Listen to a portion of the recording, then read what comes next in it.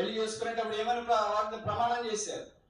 నా దినాన్ని మోకాళ్ళతోనా, బైబిల్తోనా, కుటుంబ ప్రార్థనతోనా ఆరంభించి కుటుంబ ప్రార్థనతోనా ముగించుకునని ప్రమాణము.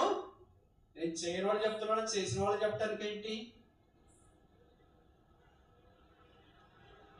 ఇలా చేసేదిగా ఇప్పుడు మార్చి చేస్తారా? ఎందుకంటే అది ఎలాగో చేయట్లేదు కదా. నా దినమును మొబైల్ ఫోన్తో ఆరంభించి మోకాళ్ళ మీద మొబైల్ ఫోన్తోనే దినాన్ని ముగించుకున్నాని ప్రమాణం చేస్తున్నాను. అలాగ అనిపించదు? సిగ్గు అనిపించట్లే? చెప్పరేంటమ్మా?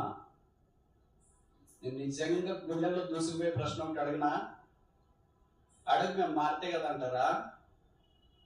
రోజు నువ్వు బైబిల్తో గడిపే సమయం కంటే నీ మొబైల్ ఫోన్తో గడిపే సమయం ఎక్కువ తక్కువ? అబద్ధం చెప్పదు. శుక్రవారం ఉపవాసం ఉన్నారు కొంతమంది.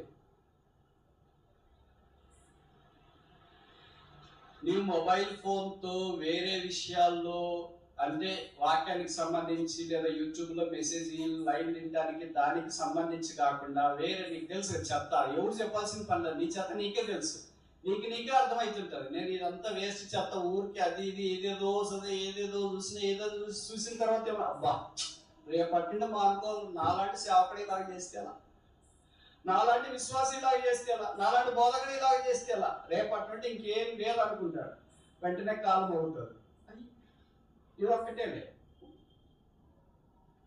ఇలాగ వారాలు, నెలలు, సంవత్సరాలు గడిచి ఎండిపోయిన తోట, అదొకసారి మంచి తోటే, ఒకసారి ప్రార్థన అంటే మోకాళ్ళ మీదకి వచ్చిన తోటే, ఇప్పుడు ప్రార్థన అంటే మోకాళ్ళకి రావట్లేదు. ఒకసారి ప్రార్థన అంటే గంటలు చేసిన తోటే, ప్రార్థన కొరకు సవాలు విసిరిన తోటే, ఇప్పుడు ప్రార్థన చేస్తామంటే తప్పించుకొని పోయే తోట.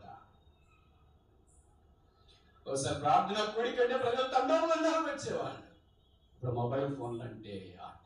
మీరు ఊహించండి. నేను ఈ మాట చెప్తే మీరు అంటారు కదా, ఆమె కదా చాలా ఇంపార్టెంట్ ఉంటాయి కదా అందుకే అటెండ్ అవుతున్నామని. మొబైల్ ఫోన్ లేకున్నప్పుడు ఎలా బతికారు మరి? చెప్పరేంటి? ఇప్పుడు మీరు కింద కూర్చొని మాట్లాడతారు, స్టేజ్ మీద కూర్చొని మాట్లాడతారు, పైకి మాట్లాడతారు మొబైల్ ఫోన్ తన. మొబైల్ ఫోన్ లేకుండా ల్యాండ్ ఫోన్ ఉన్న దినాల్లో ఇలా ఇంతకంటే పరిచయం చేశారా లేదా?